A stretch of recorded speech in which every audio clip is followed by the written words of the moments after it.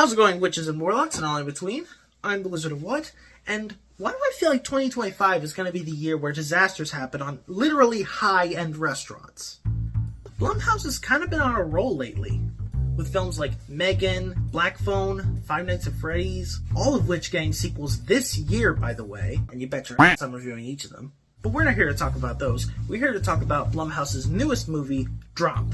So I had the choice between reviewing this film or The Amateur, and I chose this film for a couple reasons. One, the premise for this movie looked really interesting. It's about a widowed mother who's going on a date for the first time in 3 years, and she gets these text messages from this mysterious anonymous person. They're keeping her son hostage until she does what they say. That in of itself is a really good concept. But the second reason, the guy who's directing this, Christopher Landon, I'm a big fan of some of his movies.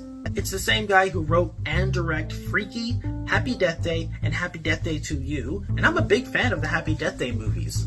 Also, quick side note, when is the third Happy Death Day movie coming out? Side note, it should be called Happy Death Day Tree. I mean, the main character's called Tree, and I mean, it's right there. Side note, who names their kid Tree? That's not a very common name, unless you're a Pokemon professor.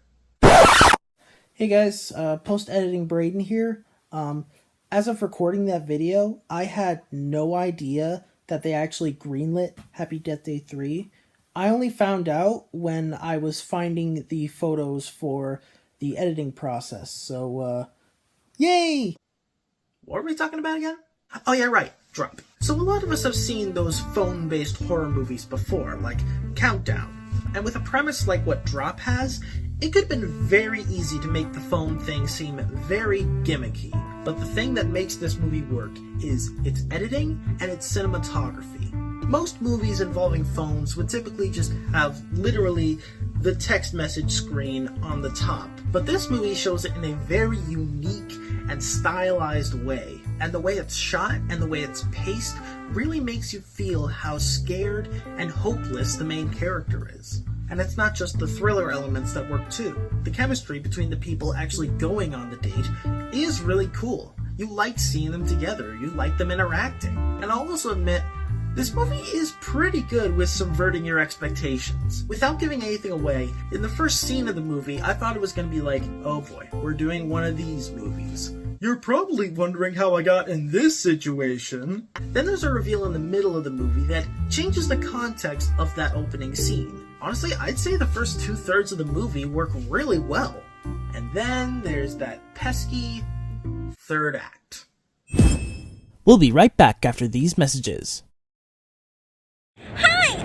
I'm Dora the Explorer! And if you like what you see, make sure to like, comment, and subscribe to the Wizard of What! And don't forget to hit that notification bell so you don't miss another upload.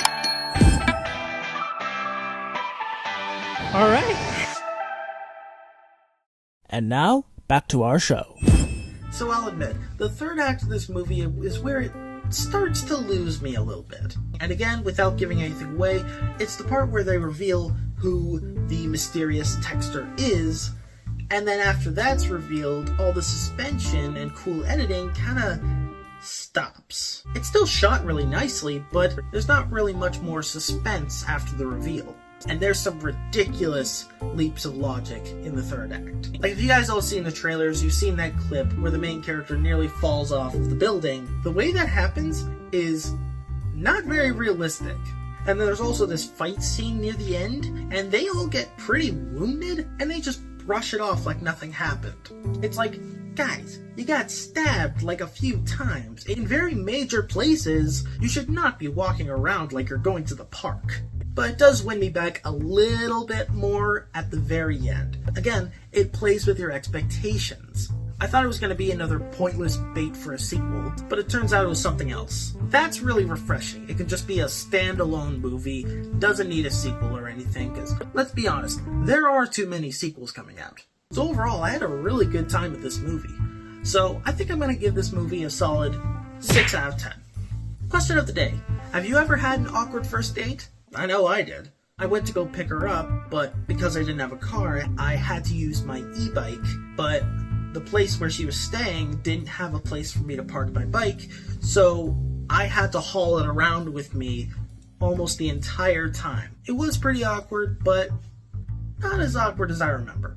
But let me know your story. I'm the Wizard of What, and until next time, stay strong, my dudes.